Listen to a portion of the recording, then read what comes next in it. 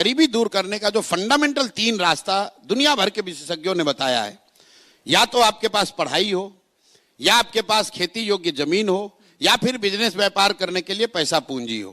चौथा कोई रास्ता दुनिया में है ही नहीं।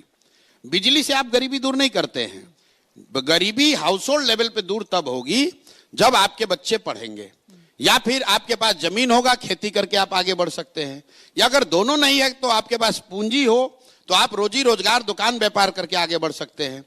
तो बिहार में 2/3 से ज्यादा परिवार के पास ये तीनों में तीनों चीज नहीं है। पढ़ने की व्यवस्था नहीं है यहां लोगों के पास, और खेती का आलम यह है कि 30-35 वर्ष से सामाजिक न्याय और समाजवाद की राजनीति होने के बाद बिहार में 60%, यह आंकड़ा याद रखिए, टू बी प्रिसाइज 57% लोग भूमिहीन हैं। देश के स्तर पर सिर्फ 38% लोग भूमिहीन हैं। बिहार में 57% लोग भूमिहीन हैं। यहां भूमि सुधार कभी लागू नहीं किया गया। तो 100 में 60 आदमी के पास तो जमीन है ही नहीं, तो बेचारा खेती कैसे करेगा।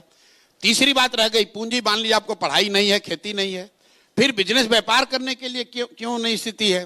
क्योंकि आपके पास पैसा पूंजी नहीं है। और उसकी 2 वजह है। पूंजी के 2 स्रोत हैं।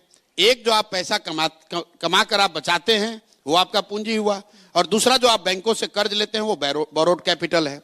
तो यहां चूंकि पर कैपिटा इनकम इतना कम है कि लोग करीब 100 में 80 आदमी दिन का 100 रुपया नहीं कमा रहा है, तो बेचारा वो बचाएगा क्या और पूंजी कहां से लाएगा?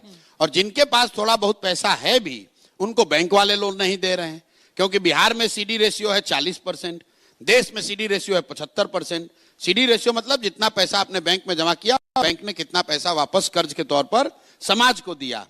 तो बिहार के लोगों ने पिछले वर्ष जमा किया 4.25 लाख करोड़, और बैंकों ने सिर्फ कर्ज दिया 1,61,000 करोड़। बाकी पैसा उन्होंने भेज दिया गुजरात, तेलंगाना, आंध्र प्रदेश, महाराष्ट्र।